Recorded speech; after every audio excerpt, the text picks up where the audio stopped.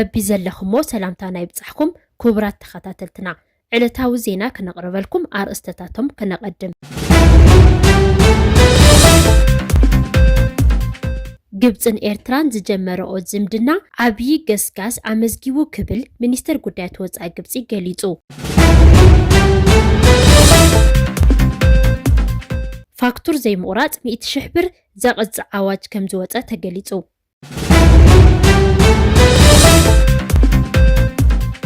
ኣሜሪካ ኣብ ልዕሊ ኢራን ክትወስዶ ተሊማቶ ዝነበረት መጥቃዕቲ ከም ዘደንጎየቶ ገሊጻ። ቻይና ንሓደ ዓመት ዝጸንሕ ወታደራዊ ክንክን ጥዕና ንምግባር ተልእኾ ዘለዎ ጉጅለ ሕክምና ናብ ኢትዮጵያ ከም ዝለኣኸት ኣፍሊጣ። ፓኪስታን ዝተመሓየሸ ትልሚ እማመ ሰላም ኢራንን ኣሜሪካን ናብ ኣሜሪካ ከም ዝለኣኸት ኣፍሊጣ።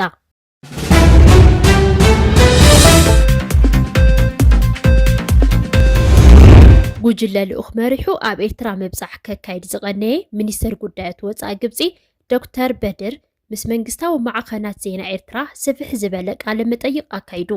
በድር ዓብደል ዓጤ ከም ዝበሎ ዝምድና ግብፅን ኤርትራን ዓብይ ዓይነታዊ ገስጋስ ኣመዝጊብሎ።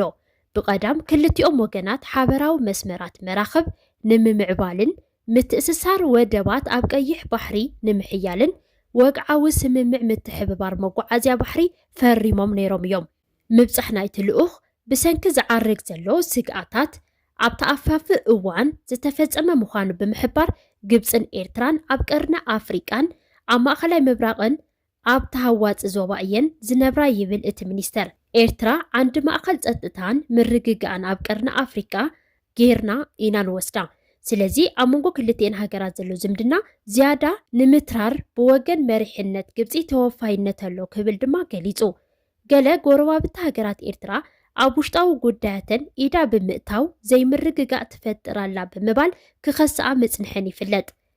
ኣብ በበይኑ እዋናት ዳርጋ ምስ ኩለን ጎረባብታ ናይ ወታደራዊ ረጽሚ ክሳብ ምእታው እውን በፂሓ እያ። እንተኾነ ንሳ እውን ብወገና ኣብ ልዕሊ ከሰስታ ተመሳሳሊ ወቀሳ ከተቐርብ እያ ትስማዕ። ኣብቲ ምስ ፕሬዚዳንት ኢሳያስ ኣፈወርቂ ዘካየድዎ ሰዓትን ፈረቓን ዝወሰደ ርክብ ርእይቶታቶም ዝተቐራረበ ምዃኑ ከም ዝተረድኡ እውን ሚኒስተር በድር ጠቒሱ። ንመራሒ ኤርትራ ዘለዎ ናዕዳ ዝገለጸ እቲ ሚኒስተር ኣብ ኣተሓሕዛ ዝምድናታት ብዘለዎ ሜላ ሚዛንን ምትህድዳእን ንልቦና ፕሬዚዳንት ኢሳያስ ነድንቆ ኢና ክብል ተዛሪቡ። ብዛዕባ ፀጥታ ቀይሕ ባሕሪ ዝምልከት ኣብ ዝሃቦ መብርህ እውን ምምሕዳርን ፀጥታን ቀይሕ ባሕርን ወሽመጥ ዓደንን ናይ መዳውብቲ ሃገራት ጥራይ ሓላፍነት እዩ። እዚ ድማ ንጹርን ዘየዛርብን እዩ ክብል መርገፂ ሃገሩ ኣነፂሩ። ነቲ ዳርጋ ደስኪሉ ዝጸንሐ ብተበግሶ ንግስነት ስዑድ ዓረብ ተጀሚሩ ዝነበረ ቤት ምኽሪ ሃገራት ቀይሕ ባሕሪ ንምብርባር ዝርርባት ይካየድ ከም ዘሎ እዩ ዓብደል ዓጢ ዘመልክት። እቲ ኣብ ፈለማ ጥሪ 2020 ኣብ ርእሰ ከተማ ሪያድ ዝተመስረተ ቤት ምኽሪ ዝመርሕ ቻርተር ኣጽዲቐን ምንባረን ይዝከር። ብወገን ኤርትራ ሚኒስተር ጉዳያት ወፃኢ ኣቶ ዑስማን ሳልሕ ዝመርሖ ጉጅለ ልኡኽ ኣብቲ ኣኼባ ተሳቲፉ ነይሩ እዩ።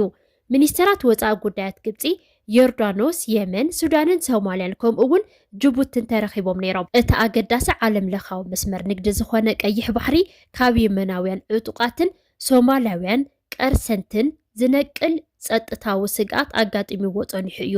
እቶም ብኢራን ዝድገፉ ዕጡቃት ሑቲ እስራኤል ኣብ ልዕሊ ቃዛ ዝኣወጀቶ ኩናት ብምቋም ኣብ ልዕሊ እቲ መስመር ዝሓልፍ መራኽብ ተደጋጋሚ መጥቃዕትታት ከካይዱ ምጽንሖም ይዝከር። ኣብዚ ሓዱሽ ምስ ኢራን ተወሊዑ ዝጸንሐ ኩናት እውን መጻብቦ ባብኤል መንደብ ዕጫ ሆርሙዝ ከጋጥሞ ከም ዝኽእል ቴህራን ኣጠንቂቓ ነይራ።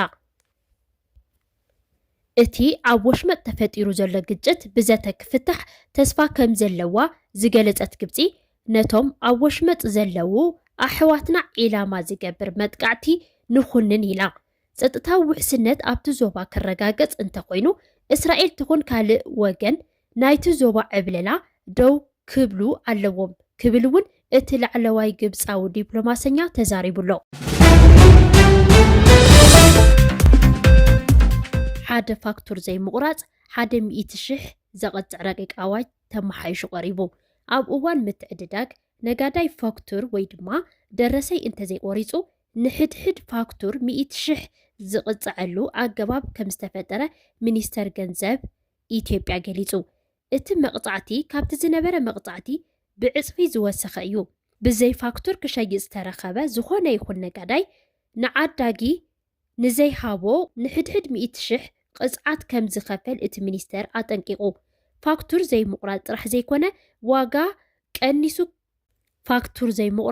ዘይኮነ ዋጋ ቀኒስካ ምሻጥ እውን ተመሳሳሊ ቅፅዓት ከም ዘለዎ ዝገለጸ ኮይኑ ኣብ ሓደ በጀት ዓመት ልዕሊ 2 ተግባራት ዝፈጸመ ነጋዳይ ካብ 5 እስካብ 7 ዓመት ጽኑዕ ማእሰርቲ ከም ዝቕጻዕ እውን ተገሊጹ።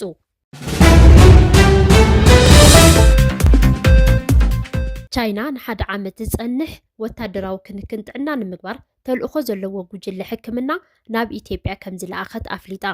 ሚኒስተር ሃገራዊ ምክልኻል ቻይና ወታደራዊ ኣገልግሎት ሕክምና ኢትዮጵያ ንምድጋፍ መበል 12 ወታደራዊ ጉጅለ ክኢላታት ሕክምና ናብ ኢትዮጵያ ከም ዘዋፈረ ወግዓዊ ገይሩ ኣሎ።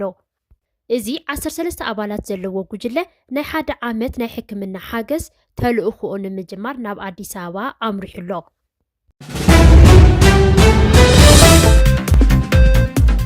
ፓኪስታን ዝተመሓየሸ ትልሚ እማመ ሰላም ኢራንን ኣሜሪካን ናብ ኣሜሪካ ከም ዝለኣኸት ተፍሊጣ።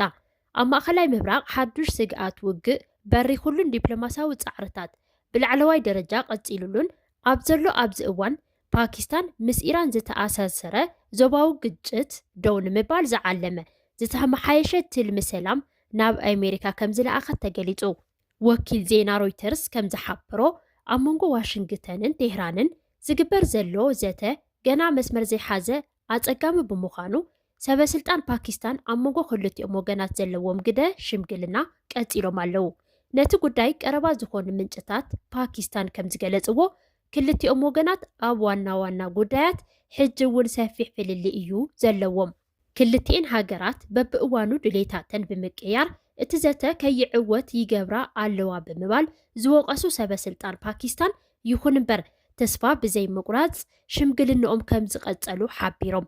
ሚኒስትሪ ወፃኢ ጉዳያት ኢራን እቲ ሓዱሽ ቅዋም ቴህራን ብመገዲ ፓኪስታን ዩናይትድ ስቴትስ ከም ዝበፅሐ እኳ እንተተረጋገፀ ትሕዝቶ እቲ ዝተመሓየሸ ትልሚ ሰላም ግን ሙሉእ ብሙሉእ ወግዓዊ ካብ ምግባር ተቆጢቡሎ።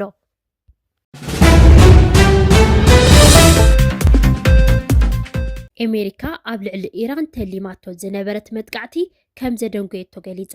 ፕሬዚዳንት ኣሜሪካ ዶናልድ ትራምፕ ነቲ ኣብ ልዕሊ ኢራን ተሓሲቡ ዝነበረ መጥቃዕቲ ዘደንጎዮ ብመሰረት ሕቶ መራሕቲ ሃገራት ኳታር፣ ስዑድ ዓረብን ሕቡራት ኤምሬትን ከም ዝኾነ ገሊጹ። ፕሬዚዳንት ትራምፕ ብድሕሪት ቁም ነገር ዘለዎ ዘተ ይካየድ ከም ዘለውን ተዛሪቡ። ኣብዚ ሰሙን ኣብ መንጎ ኣሜሪካን ኢራንን ከቢድ ወጥሪ ዝፈጠረ ምንስሕሓብ ዝነበረ ኮይኑ እቲ ብኣሜሪካ ዝተገበረ ምድንጓይ መጥቃዕቲ ዲፕሎማስያዊ ስራሕቲ ይካየድ ከም ዘለው ዘመላኽት ኮይኑሎ። ፕሬዚዳንት ኢራን ሃገሩ ኣብቲ ዘተ ንእትገብሮ ተሳትፎ ዝደገፈ ኮይኑ ብፅዕንቶ ምኽንያት ኢራን ተንሰሓባላ ንዝብል ርእይቶ ግን ኣይተቐበሎን። ዘተ ኣሜሪካን ኢራንን ብመንጎኛነት ፓኪስታን ዝቐፀለ ምዃኑ ይፍለጥ።